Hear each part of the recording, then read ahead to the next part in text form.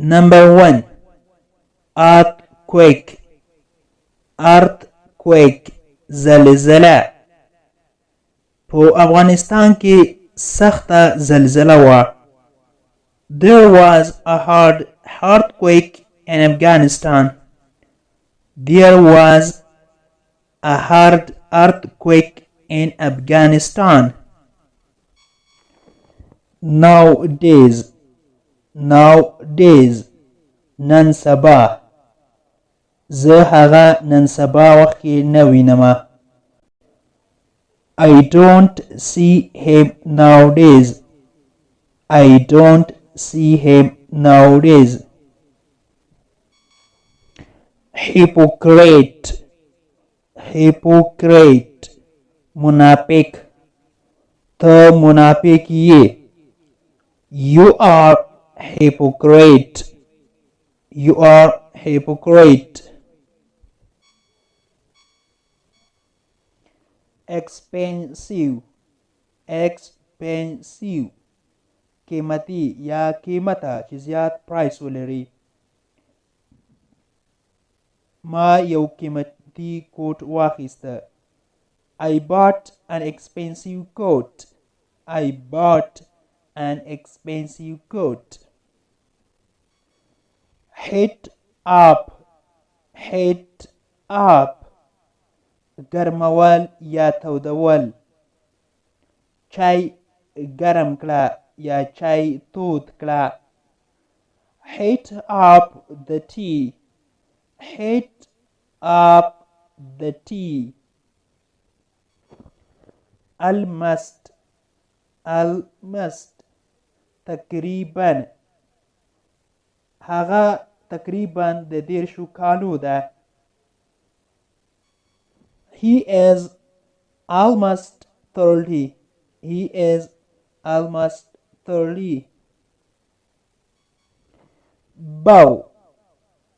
bow. رکوع کوله. موږ ټول په لمانځه کې الله ته رکوع کوو یا سر ټیټوو. We all bow into Allah in salah.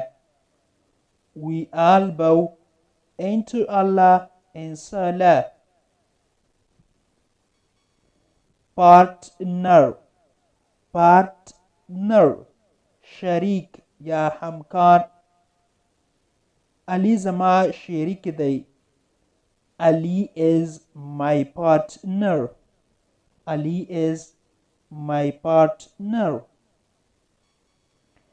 Hug. په غېږ کې نیول. آیا نن دې خپل ماشوم په غېږ کې ونیاوه؟ How you hugged your child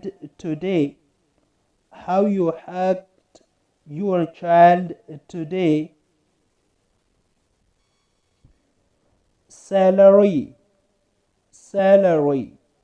تنخواه یا معاش.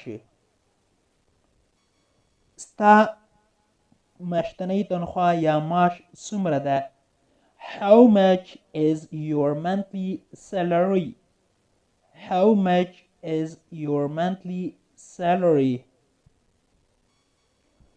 Actually.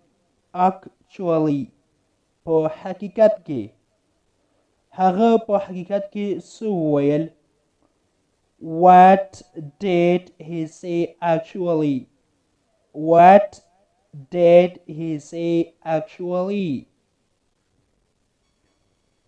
Run. ګټل. احمد زیاتې پیسې وګټلې. Ahmed earned a lot of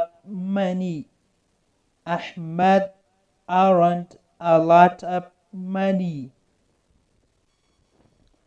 Get up. کوزیدل یا ښکته کېدل. د موټر څخه ښکته شه یا کوز شه. Get up the car. Fence.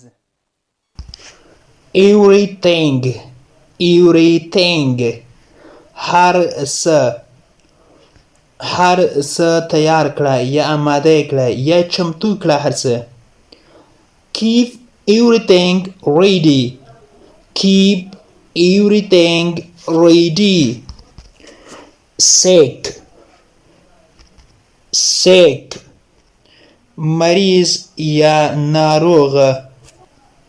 زما کوچنۍ لور ناروغه ده یا مریضه ده. My little daughter is sick. My little daughter is sick. Obey غاړه کېښودل یا تابعداري کول. موږ باید ټول اسلام ته غاړه کېږدو یا تابعداري وکړو. We should obey to Islam. We should obey to Islam. Hesitate زړه نازړه کېدله. مه زړه نازړه کېږه، دننه راشه. Don't hesitate, come on. Don't hesitate, come on. Storm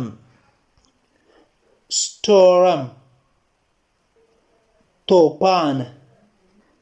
تېره شپه ډېر لوی ډېر غټ طوفان و.